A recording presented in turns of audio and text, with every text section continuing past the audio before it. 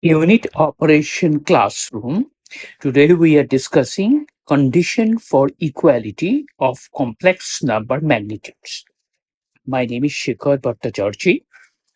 We have two complex numbers expressed as this. In fact, a complex number can be expressed in three different ways. We'll look into it. And when, of course, they say R1 and R2, these are, of course, the magnitude are real numbers. They have to be real numbers. And they're, of course, within the first quadrant, the theta 1 and theta 2, the first quadrant here. In the If this is the real axis, this is the imaginary axis. So that's in the first quadrant. That's, of course, the I. So it says if the magnitude of the Z1 plus Z2, magnitude of Z1 plus Z2 is equal to the magnitude of Z1 itself plus magnitude of Z2 itself. We'll see when that happens, which one of the following conditions is necessarily correct. That is a problem. So we'd like to say this is the classic equality case of a triangle inequality. It is basically like this. So it can be either less than or equal to. So we take that out. So this is the equality case of a triangle inequality when two complex numbers point in the same direction. Okay, so this might appear a little confusing now, but we will progress and then it will become very clear. First, we'll just have some basics of complex numbers.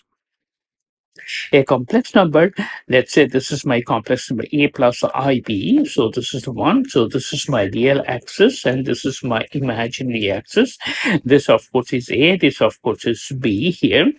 And this can be expressed as uh, also z is equal to r cosine theta plus I sine theta, and z is equal to r e to the power I theta. This, of course, r is equal to the absolute value of the complex number. And this is the angle from the positive real axis. So that is the angle. As I say, there are three different ways. The rectangular or the Cartesian form is this. The polar or the trigonometric form is this. And the exponential form is this. All these details are given in this website. And of course, this becomes from the Euler's formula that e to the power I theta is, of course, this. Okay. So what are the interrelations among these three? A is going to be equal to, of course, r cosine theta. B is going to be equal to, of course, r sine theta. And r on the modulus or the absolute value of z is square root of a square plus b square. And theta, the argument of z, is given as tan inverse b over a. Theta is the angle made by the complex number with positive real axis to be chosen based on the quadrant of p. What it means, we'll see later on.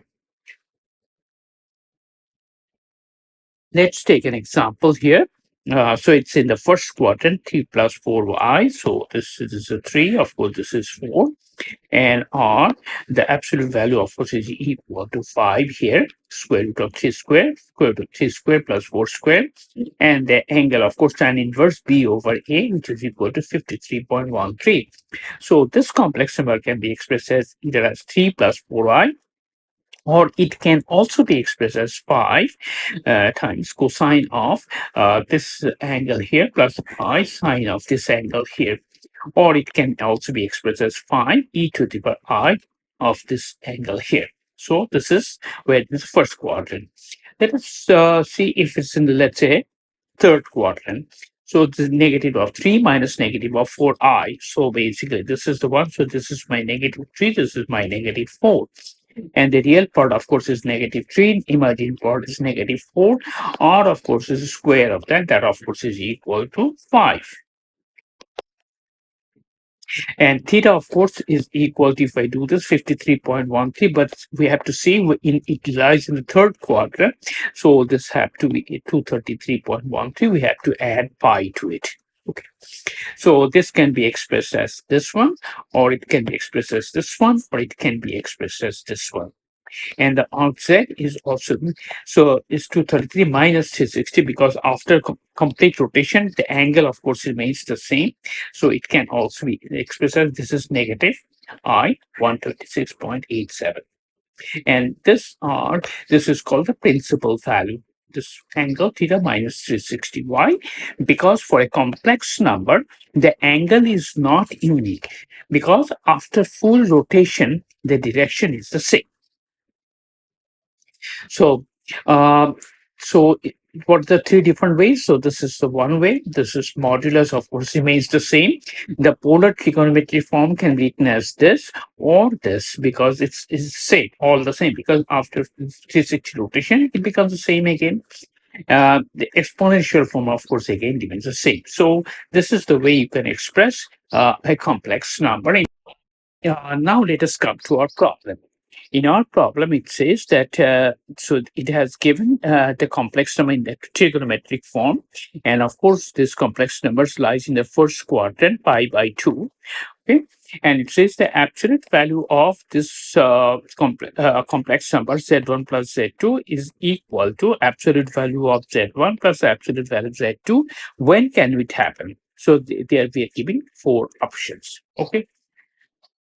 So let us first see. When does this happen? Okay, what under what conditions, starting from the basic principles, and then we'll come. Then we'll come here.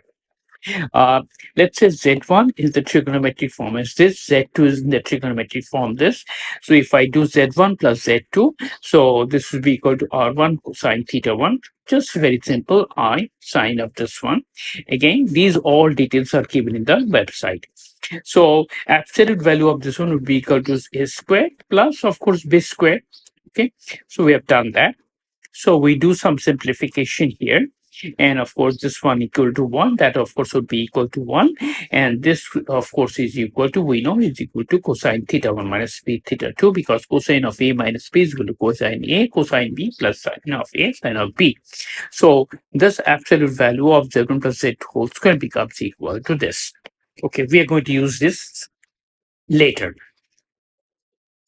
So if we just take the simple Z1, then we know this one, and Z2, of course, this one, and the absolute value of Z1, or the magnitude of Z1 is R1. Similarly, the magnitude of Z2 is equal to R2. If you remember this one, this is the real axis, imaginary axis. The magnitude is basically this one right here. Okay, so this is the magnitude.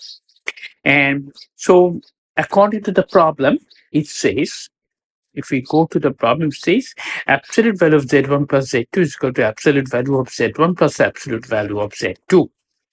So if that happens, then this square would be equal to this whole square. So that would be equal to this one right here. So this one is equal to z1 plus z2 whole square is E given by this one right here. So we've written this one here, and this one, of course, is equal to this. Okay, because Z1 is equal to R1 and Z2 is equal to R2. We know that. So we see that under this condition, this goes out, and of course, so cosine theta minus theta 2 is equal to 1. Okay, so this can happen only when theta 1 is equal to theta 2. That means when, so this condition that Z1 plus Z2 is equal to Z1 plus Z2, this happens when angle between the two complex numbers is equal to 0. Okay, so basically, let's say if this is my, let's say Z1, and if let's say this Z2, we superimpose on this one, so Z1 plus Z2 will be equal to right here. Okay, so this is the equality case of triangle inequality. So in the triangle equality, what it says, modulus of the sum of the two complex numbers cannot exceed the sum of their moduli. It has to be less than or equal to that. Now in this problem, we are not taking this one. In this problem, we have to find out what is the condition that this becomes equal to this. Okay, so as we have seen, when the angle between the two complex numbers, that means when this angle of z1 and z2 are the same, only then z1 plus z2 will be equal to z1. Absolute value of z1 plus z2 will be equal to absolute value of z1 plus absolute value of z2. Now let's look at the option. So this option is the correct option. And theta 1 is equal to theta 2. This one is not correct because in that 0 and pi by 2. So this is going like this, and it's a perpendicular. This is not possible. In this one, this pi by 2 and then one is 0. That is also not possible. They are perpendicular. That's not possible. In that case, Z1 plus Z2 will not be equal to this one. When R1 is equal to R2, that means let's say we have two complex numbers and this R1 and R2. Even if we assume that they're on the same straight line, not necessarily true because magnitudes may be different, but both complex numbers must point in the same direction. That is the idea. The direction must be the same. Only then this condition will be valid. Okay, so this is also not possible. So this theta 1 theta 2 is actually the correct option. Now let us look at the chemical engineering applications of this one. Let us assume a jacketed reactor. So when does this happen? Process control dynamics, let's assume a sinusoidal signals represented as complex numbers or phasors for feed temperature fluctuations. So let's say this feed temperature is fluctuating, and at the same time, cooling temperature is also fluctuating. It's a very real case.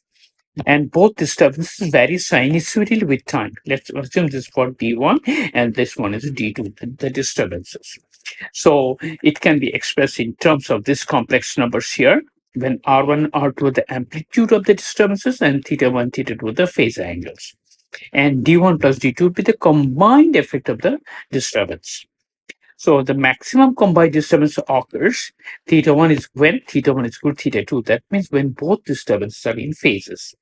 Okay, so this is the worst case scenario for process control. So this is a very unique application of this problem. So going back to the conclusion here. So this is the correct option, and all these options are wrong. This can be partially true, but not always. So this will say wrong, wrong, and wrong. This is the correct option.